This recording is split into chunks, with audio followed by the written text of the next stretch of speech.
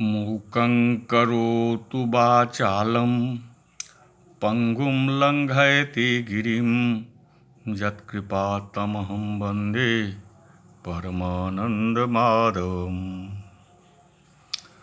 मैं कमलेश झा, सहायक प्रोफेसर चूथालाल संस्कृत महाविद्यालय मझौलिया, पश्चिम चंपारण।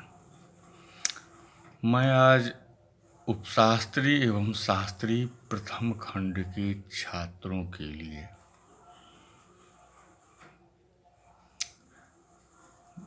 शास्त्री प्रथम खंड के छात्रों के लिए जिनको अनिवार्य प्रथम पत्र के रूप में संस्कृत व्याकरण पढ़ाई जाती है, संस्कृत व्याकरण के अंतर्गत वर्तमान में मैं समास प्रकरण पढ़ा रहा हूँ। समास प्रकरण के अंतर्गत बहुब्रीहि समास, जिसका आज जो सूत्र पढ़ाने जा रहा हूँ वह है स्त्रियाः पुंबद भाषित पुंस्काद अनुं समानाधिकरणे स्त्रियां पूर्णी प्रियादिषु। यहाँ से पाठ प्रारंभ करने जा रहा हूँ। तो प्रस्तुत पाठ में सूत्र की व्याख्या, उसका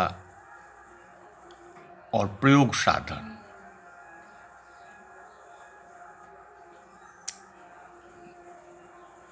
पढ़ाने जा रहा हूँ।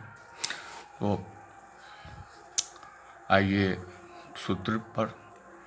इस सूत्र है स्त्रियाः पुंबद भाषित पुंस्काद अनुं समानाधिकरणे स्त्रियां पूर्णी प्रियादिषु। इसका वृत्ति है उक्त पुंस्काद अनुं उंगो अभावो अस्यामिति बहुब्रीहि निपातनात् पंचम्या अलुक षष्ठ्याश्च लुक तुल्ये प्रवृत्ति निमित्ते यदुक्त पुंसं तस्मात् पर उंग भावो यत्र तथा भूतस्य स्त्रीवाचक शब्दस्य पुंवाचकस्य विरूपं स्यात् समानाधिकरणे स्त्रीलिंगम उत्तरपदे न तु पूरण्यां प्रियादौ च परतः गोस्त्रियोरिति ह्रस्वः चित्रगुः रूपवद् भार्यः अनुं किं वामोरु भार्यः।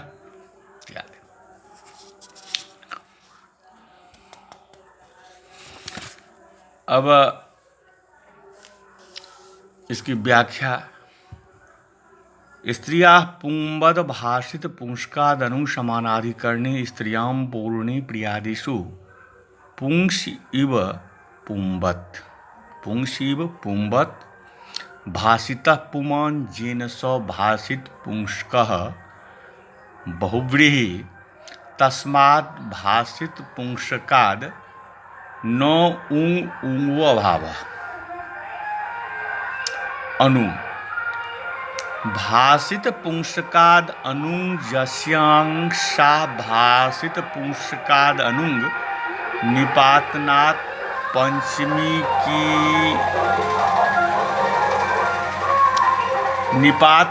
पंचमी की अलुक और षष्ठी का लुक हुआ है।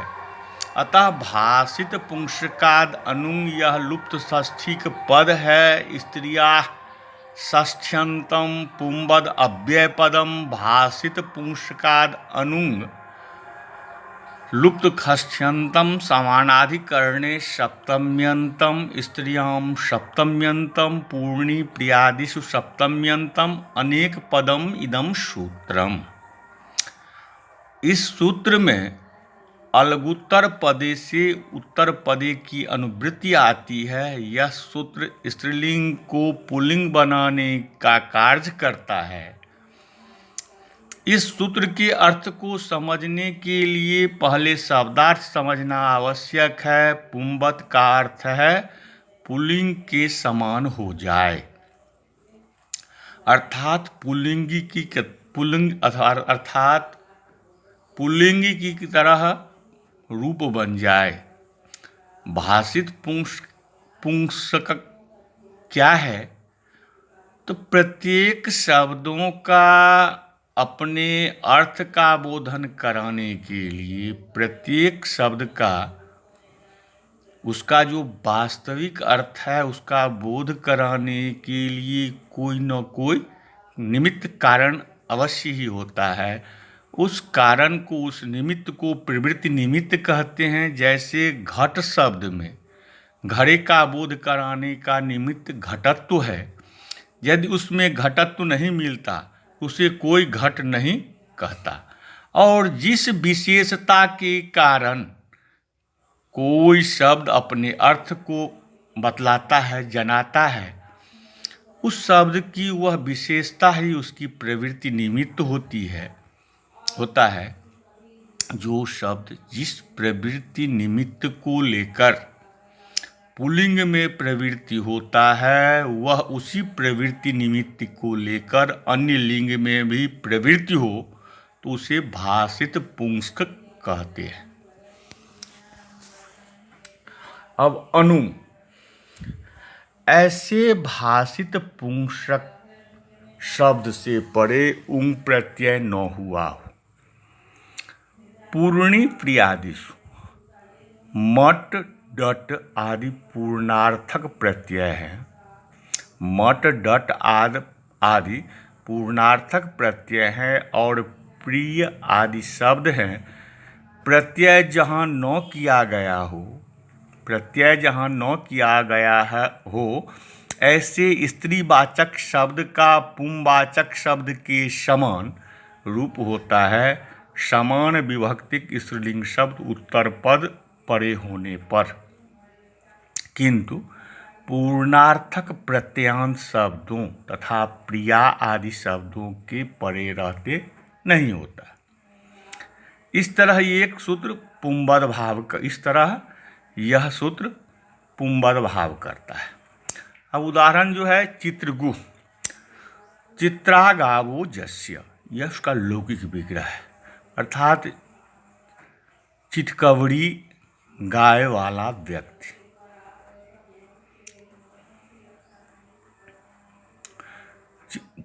चितकबरी गायों वाला व्यक्ति जिसके पास अनेक चितकबरी गाय हैं। चित्रागावः जस्य, यह उसका लौकिक विग्रह हुआ है। और चित्राजस जोड़ गोजस, इस अलौकिक विग्रह में अनेक मन्य पदार्थे सूत्र से समास हुआ, प्रातिपदिक संज्ञा हुई और सुपो धातु प्रातिपदिकयों से चित्रा जस और गोजस अर्थात दोनों जस का लोप करके चित्रा जोड़ गो शब्द बना। गायों का वाचक गो शब्द स्त्रीलिंग है और चित्रा भी स्त्रीलिंग है। दोनों में समान ही विभक्तियां लगी थी, इसीलिए समान विभक्ति की वह उंग प्रत्यय हुआ नहीं है और पूर्णी अर्थ के वाचक प्रत्यय वाले शब्द और प्रियादि शब्द भी परे नहीं हैं। अब चित्रा शब्द पुल्लिंग में ही बनता है, जैसे चित्र, चित्रौ, चित्रा। इसीलिए भाषित पुंस्क है। अतः स्त्रिया पुंबद भाषित पुंस्काद अनु समानाधिकरणे स्त्रियां पूर्णी प्रियादिषु से गो शब्द के परे होने पर चित्रा को पुंबद भाव हुआ, अर्थात पुल्लिंग की तरह चित्र के रूप में परिवर्तन हुआ, चित्र गो बना। उसके बाद गोस्त्रियों उपसर्जनस्य से गो के ओकार को ह्रस्व हो गया। तो यहाँ ध्यान देने की बात है, जो ओकार को ह्रस्व होता है तो उकार हो जाता है। तो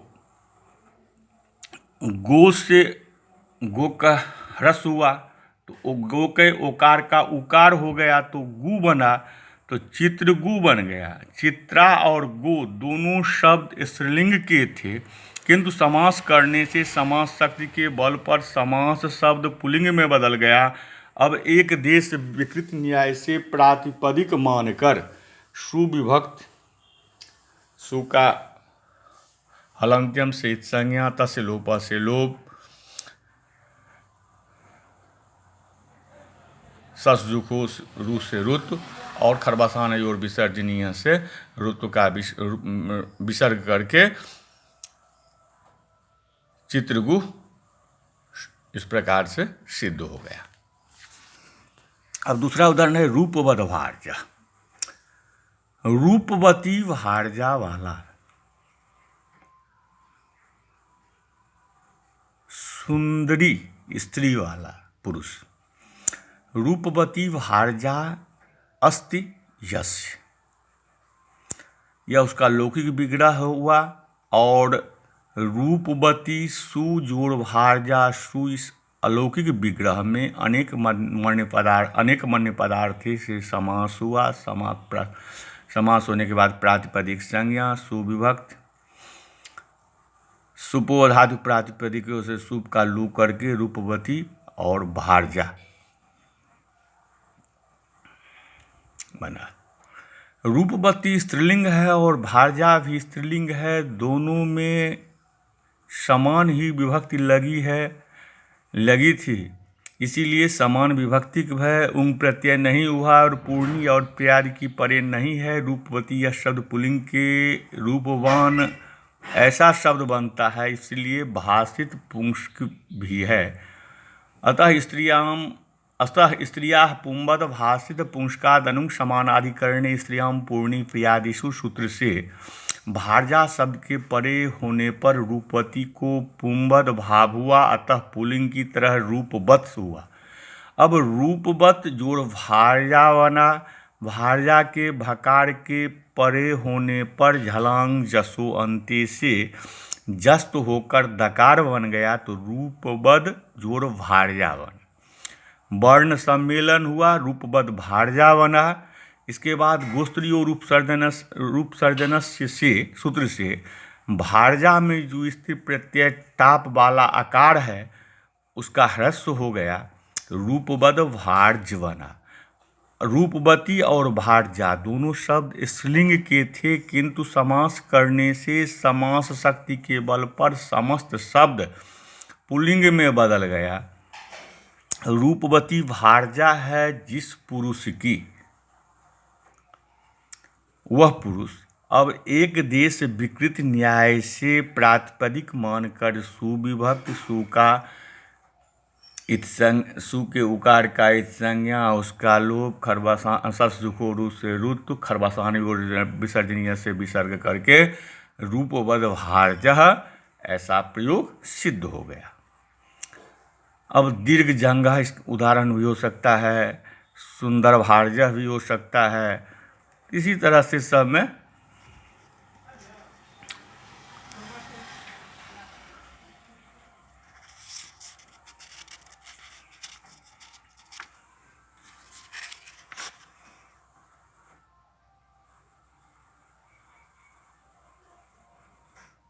रूपवद भारजा अनुकी मामोरो भारजा।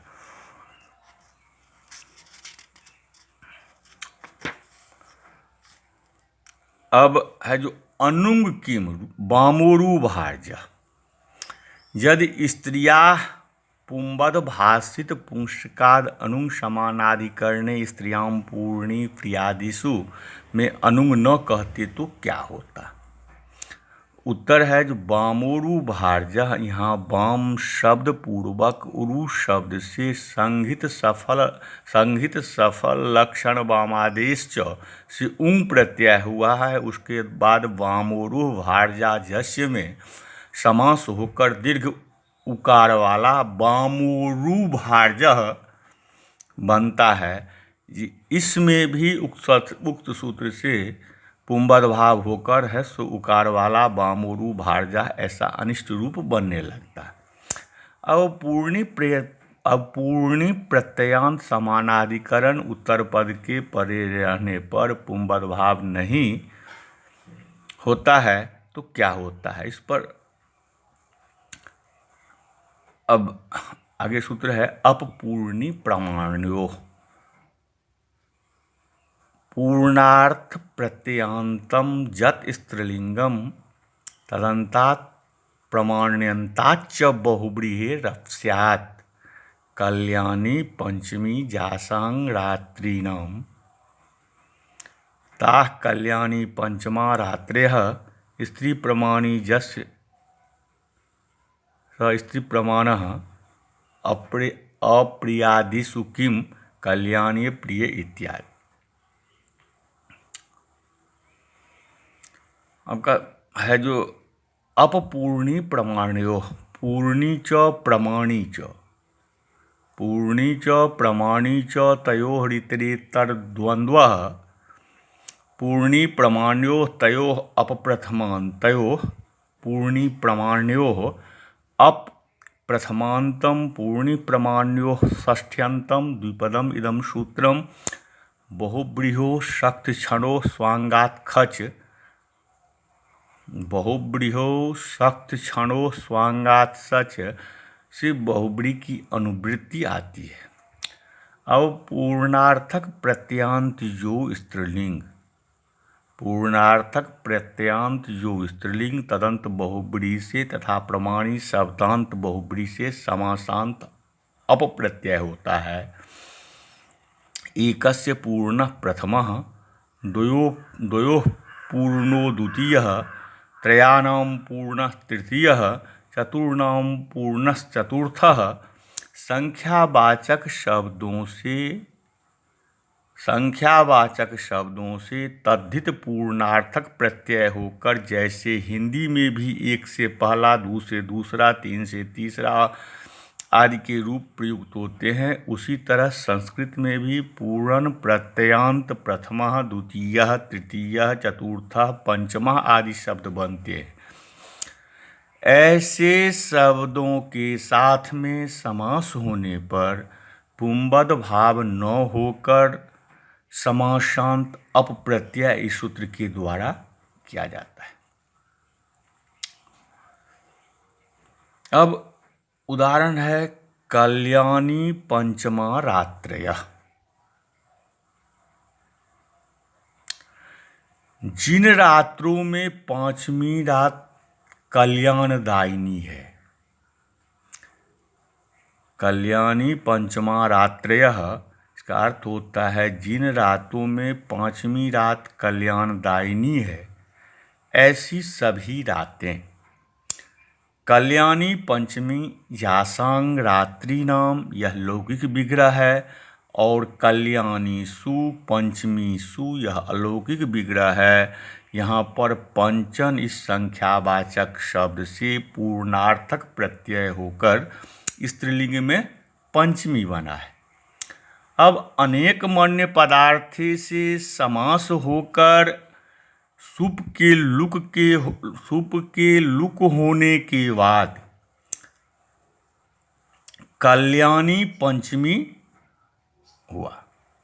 यहाँ पर समानाधिकरण स्त्रीलिंग के उत्तर पद परे होने पर भी अपूर्णी प्रियादिषु से निषेध होने के कारण स्त्रियाः पुंबद भाषित पुंस्काद अनुंग समानाधिकरणे स्त्रियां पूर्णी प्रियादिषु से पुंबद भाव नहीं हुआ, किंतु अपपूर्णी प्रमाण्यों से समासांत अपप्रत्यय होकर कल्याणी पंचमी अ बना। अब जस्येति च से इकार का लोप वर्ण सम्मेलन होकर कल्याणी पंचम बना।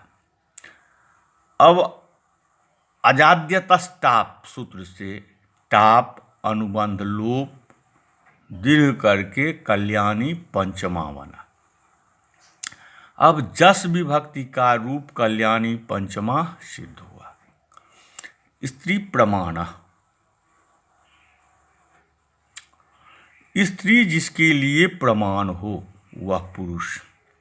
स्त्री प्रमाणी यस्य सह लौकिक विग्रह, और स्त्री सुप्रमाणी सु यह लौकिक विग्रह है। यहाँ पर अनेक मन्य पदार्थे सूत्र से समास होकर सुप के लुक होने के बाद स्त्री प्रमाणी बना है। यहाँ पर स्त्री शब्द भाषित पुंस्क नहीं है, अतः पुंबद भाव प्राप्त नहीं है। अप करने वाला सूत्र ने प्रमाणी शब्द के परे भी अप्रत्यय किया है, अतः उसी का उदाहरण है। अतः अपूर्णी प्रमाणियों से समासांत अच प्रत्यय होकर समासांत अच प्रत्यय होकर स्त्री प्रमाणी अ बना। जस्येति च से सूत्र से इकार का लोप वर्ण सम्मेलन होकर स्त्री प्रमाणा बना। अब सुविभक्ति का रूप स्त्री प्रमाणा पुरुषः सिद्ध हुआ। अब अप्रियादिषु कहता है, अप्रियादिषु किम, कल्याणी प्रिया। तो यह पूर्व सूत्र का प्रत्युदाहरण है। वहाँ पर अपूर्णी प्रियादिषु लिखा है, वहाँ पूर्णार्थक प्रत्यांत शब्द और प्रियादि शब्द के परे होने पर पुंबद भाव का निषेध किया गया है। तो प्रियादि के परे होने पर निषेध करने का फल क्या है? उसके उत्तर में कहा गया है कि कल्याणी प्रिया। यदि स्त्रियां पुंबद भाषित पुंसकाद अनुसमानाधिकरणे स्त्रियां पूर्णी प्रियादिषु में अप्रियादिषु यह नहीं कहते तो प्रिय आदि के परे होने पर भी पूर्व में विद्यमान स्त्रीलिंगी शब्द में पुंबद भाव होकर कल्याणी प्रिय ऐसा अनिष्ट रूप बन जाता है, क्योंकि उस सूत्र के प्रवृत्ति होने में अन्य जो निमित्त आवश्यक है वे सब वहाँ पर मिलते हैं। अब आगे सूत्र है बहुब्रीहो शक्त क्षणो स्वांगात सच।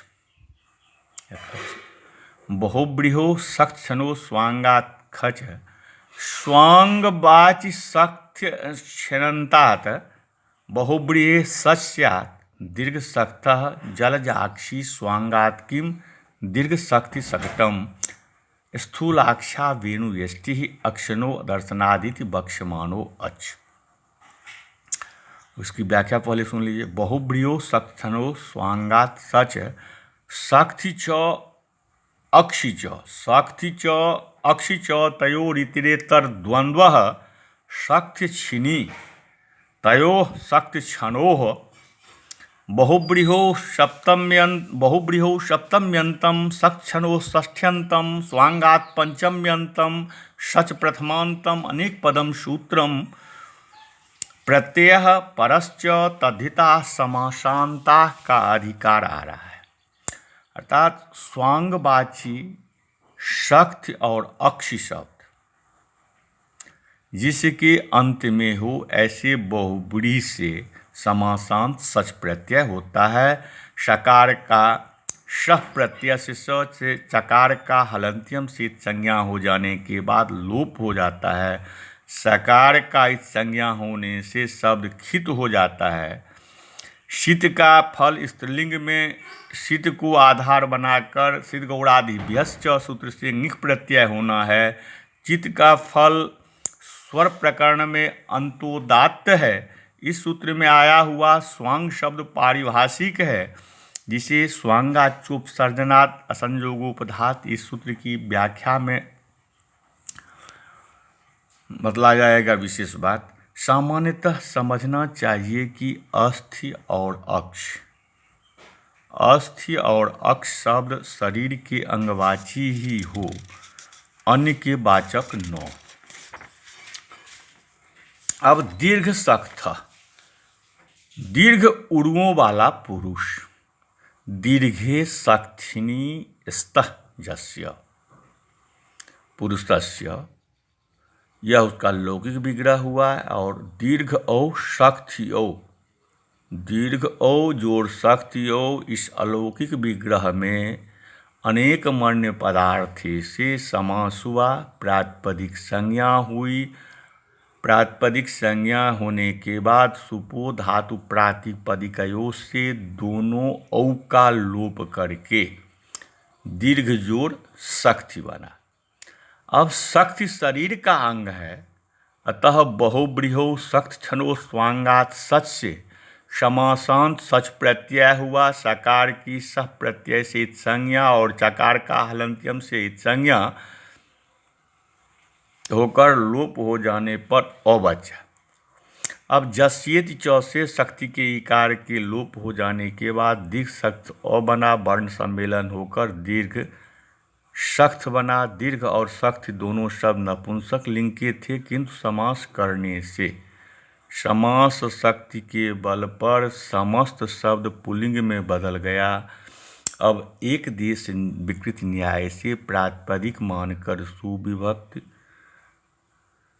सु के उकार की संज्ञा, उसका लोप, फिर ससजुखोरु से रुत्व, और फिर खरबसानी और विसर्जनीय से विसर्ग करके दीर्घ सख्त ऐसा रूप शुद्ध हो। अब जलजाक्षी, कमल की तरह सुंदर आंख वाली स्त्री। जलजे इव अक्षिणीयस्याः, यह उसका लौकिक विग्रह हुआ। और अलौकिक विग्रह जलजा औ जोड़ अक्षयो, इस अलौकिक विग्रह में अनेक मण्य पदार्थ थे सूत्र से।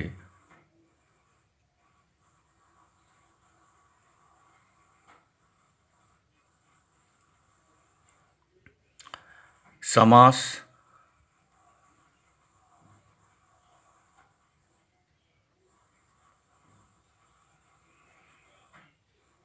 समास, फिर प्रातिपदिक संज्ञा, सुपो धातु प्रातिपदिकयोः से दोनों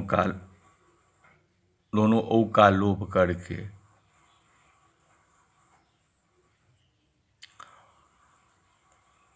तो जलजा जोड़ अक्ष के बाद बहुब्रीहो सक्षणो स्वांगात सच से सच प्रत्यय करके जस्ये च से अक्षी के इकार को लोप करके जलजाक्ष शब्द बन जाता है। उससे स्त्रीत्व की विवक्षा में सिदंत मानकर खिद गौरादिभ्यश्च से निख प्रत्यय अनुबंध लोप, पुनः जस्ये च से इकार का लोप करके जलजाक्ष के अंतिका लोप करके जलजाक्षी बनता है। प्रातिपदिक मानकर सु उसका हलंग्याभ्यो दीर्घात सूती सिप्तिक्तंग हल से लोप करके गौड़ी की तरह जलजाक्षी बन जाता है। अब स्वांगात किम, दीर्घ शक्ति सक्टम स्थूलाक्षा वेणु यष्टि। यदि बहुभ्रियो शक्त क्षणो स्वांगात, सच में स्वांगात न कहते तो दीर्घ शक्त सक्टम लंबे फर वाला गाड़ी छकड़ा, और स्थूलाक्षा वेणु यष्टि मोटी ग्रंथियों वाला बांस की छड़ी गिरा हुआ। यहाँ पर भी सच होता, प्रत्यय होता और दीर्घ सक्तम ऐसा अनिष्ट रूप बन जाता। स्थूलाक्षा यह वेणु यष्टि का विशेषण है, अतः स्त्रीत्व की विवक्षा में खित्वात खिद गौड़ादिभ्यश्च से निख होकर यहाँ के स्थूलाक्षी ऐसा अनिष्ट रूप बनता, अतः उक्त सूत्र में स्वांगात कहना पड़ा। अतः सच नहीं हुआ, फलतः इंख भी नहीं हुआ, किंतु स्थूलाक्षा में अक्षणो अदर्शनात् सूत्र से अप्रत्यय होकर अजाद्यतस्टाप से टाप होता है। अब अगला सूत्र है द्वित्रिभ्याम ख मूर्धनः। द्वित्रिभ्याम ख मूर्धनः आभ्याम मूर्धनः सस्यात् बहुब्रीहो द्विमूर्धः त्रिमूर्धः। इसकी व्याख्या द्विश्च त्रिश्च तयोरितिरेतर द्वंद्वो द्वित्रि। द्विश्च त्रिश्च तयोरितिरेतर द्वंद्वो द्वित्रि।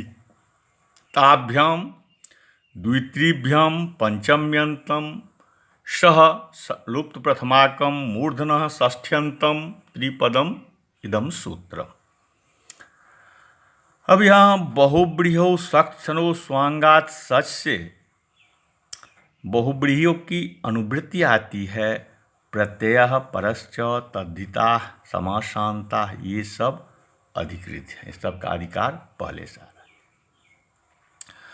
बहुब्रीहि समास में द्वि और त्रि शब्दों से परे यदि मूर्धन शब्द हो तो उससे समासांत स्वप्रत्यय होता है। सकार इत संज्ञक है, अकार बचता है, शीत का प्रयोजन पूर्वक निख विधान हो। अब उदाहरण है द्विमूर्धा, दो सिर है जिसके वह पुरुष, दो मस्तक वाला, दो मूर्धानो जस्य सह, यह लौकिक विग्रह, और द्वि औ मूर्धन औ इस अलौकिक विग्रह में अनेक मान्य पदार्थे से समास करके आदि कार्य करके करने के बाद द्विमूर्धन बना, द्वित्रिभ्याम ख मूर्धना से समासांत सच प्रत्यय करके द्विमूर्धन जोड़ अ बना। अब नस्तद्धिते से टी संज्ञक अन का लोप करके द्विमूर्ध जोड़ अ ऐसा आकारांत शब्द बना। अब सु आदि प्रत्यय करके राम शब्द की तरह द्विमूर्ध,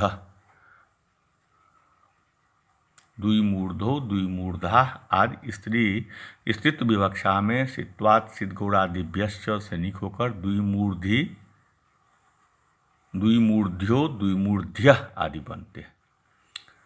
त्रिमूर्ध, तीन सिर है जिसके हुआ पुरुष, त्रयो मूर्धानो जस्य सह, लौकिक विग्रह त्रिजस मूर्धन जस, इस अलौकिक विग्रह में अनेक मन्य पदार्थ से समास आदि सभी कार्य करने के बाद त्रिमूर्धन बना। द्वित्रिभ्याम ख मूर्धना से समासांत सच प्रत्यय करके त्रिमूर्धन जोड़ अ बना। नस्तद्धिते से टी संज्ञक अन का लोप करके त्रिमूर्ध जोड़ अ त्रिमूर्ध ऐसा आकारांत शब्द बना। सु आदि प्रत्यय करके राम शब्द की तरह त्रिमूर्धा, त्रिमूर्धो, त्रिमूर्धा आदि रूप बनते हैं। अब अगला सूत्र है अंतर बहिभ्याम च लोमना, अंतर बहिभ्याम च लोमना, आभ्याम लोमनो अपस्यात् बहुब्रीयो। उदाहरण है अंतर्लोम बहिर्लोम। अब अंतर बहिभ्याम च लोमना की व्याख्या है अंतश्च बहिश्च तयोः ऋतरेतद्वन्द्वः अंतर बहिषो ताभ्याम अंतर बहिभ्याम पंचम्यंतम चा अव्ययम च अव्ययम लोमनः त्रिपदम इदम सूत्रम अपूर्णी प्रमाणयों से अप और बहुब्री सक्षणो स्वांगात सच से बहुब्रियों की अनुवृत्ति आती है। प्रत्यय परश्च तद्धिता समासांता, ये सब का अधिकार पहले से आ रहा है। बहुब्रीहि समास में अंतर और बहिष इन अव्यय शब्दों से परे लोमन शब्द से समासांत अप्रत्यय होता है। अब पकार इत संज्ञक है से अशेष रहता है। उदाहरण है अंतरलोम, अंदर रोम है जिसके, ऐसा पुरुष या ऐसी चादर। अंतरलोमान यस्य, सह लौकिक विग्रह है और अंतर जोड़ लोमन जस अलौकिक विग्रह में अनेक मन्य पदार्थे से समास आदि सविष्कार करने के बाद अंतरलोमन बना।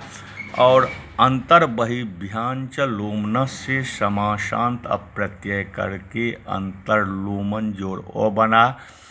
यहाँ नस्तद्धिते से टिसंज्ञक अन का लोप करके अंतरलोम जोड़ अ अंतरलोम ऐसा आकारांत शब्द बन जाता है। अब रेफ का ऊर्ध्वगमन होता है, सु आदि प्रत्यय करके राम की तरह। बहिर्लोम, बाहर है रोम जिसका, ऐसा वस्त्र। बहिर्लोमांजस इस अलौकिक विग्रह, और बहिष जोड़ लोमांजस इस अलौकिक विग्रह में अनेक मन्य पदार्थ सूत्र से समास आदि सभी कार्य करने के बाद बहिष लोमस बना। अंतर बहिभ्याम च लोमनः से समासांत अप्रत्यय करके बहिष लोमन जोड़ अ बना। नस्तद्धिते से टिसंज्ञक अन का लोप करके बहिष लोम जोड़ अ। बहिष लोम बनने के बाद बहिष के सकार को ससुखोरु से रुत्व करके रेप के ऊर्ध्वगमन होने पर बहिर्लोम ऐसा आकारांत शब्द बन जाता है। अब सुप्रत्यय आदि करके राम शब्द की तरह बहिर्लोम सु के उकार का इत संज्ञा, उसका तस्य लोप से लोप, फिर ससजुखोरु से पदांत सकार अंतरलोम का जो लोमस में सकार है उसका रकार, और खरबसानी और विसर्जनीय से विसर्ग करके अंतरलोम बहिर्लोम ऐसा रूप सिद्ध हो गया।